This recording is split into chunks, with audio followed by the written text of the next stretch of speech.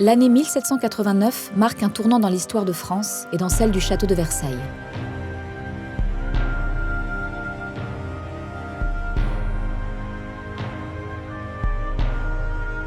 Face au déficit économique du royaume et en réponse aux contestations populaires, Louis XVI convoque les États généraux.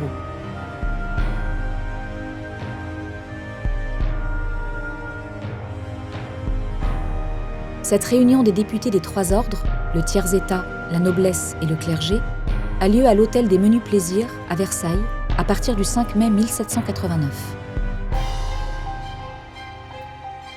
Le 17 juin, les députés du tiers-état, majoritaires en nombre, s'érigent en Assemblée nationale, affirmant le principe de souveraineté nationale. En réponse, Louis XVI fait fermer l'hôtel des Menus Plaisirs. Cette décision contraint les députés à se réfugier dans une salle située non loin du château, la salle du jeu de paume.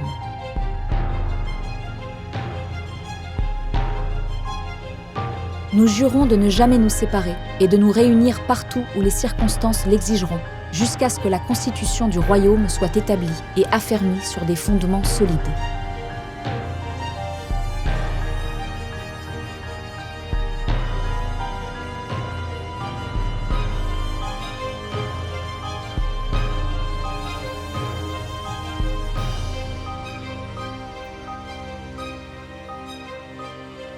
À l'été, en réaction à l'assaut de la prison de la Bastille, les premiers courtisans quittent Versailles.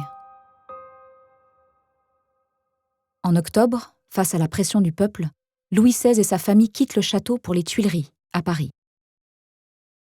Ils ne reviendront jamais au château.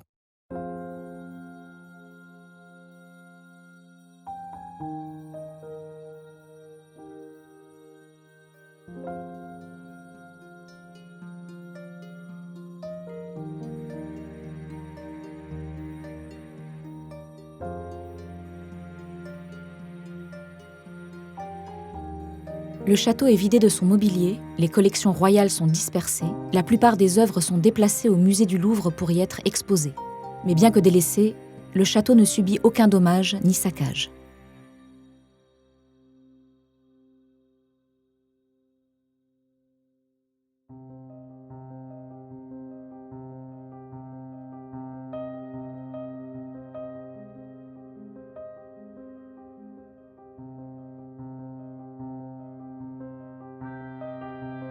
Déjà considéré comme un symbole au sommet de l'art français, le château de Versailles devient officiellement un musée.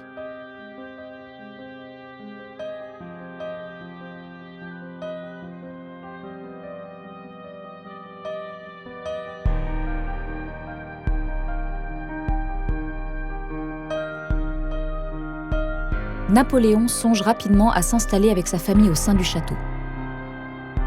Dès 1804, Versailles redevient résidence officielle.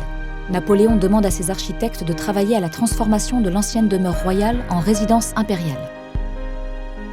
Il jette rapidement son dévolu sur Trianon, qu'il fait restaurer et meubler.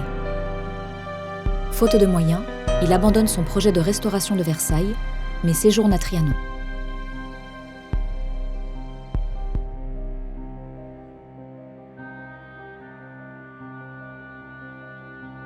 Louis XVIII, frère de Louis XVI, songe également à s'installer à Versailles. S'il y renonce rapidement, il ne délaisse pas pour autant le château et mène de grands travaux, dont la démolition du pavillon de la Vieillelle et la restauration des grands appartements.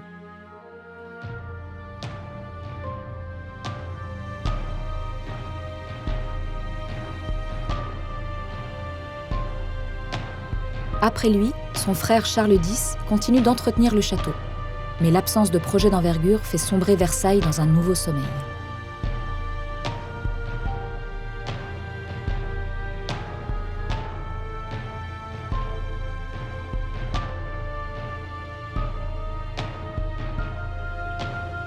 Dès son arrivée au pouvoir en 1830, Louis-Philippe Ier affiche son souhait de transformer l'ancienne demeure royale en musée dédié à toutes les gloires de la France.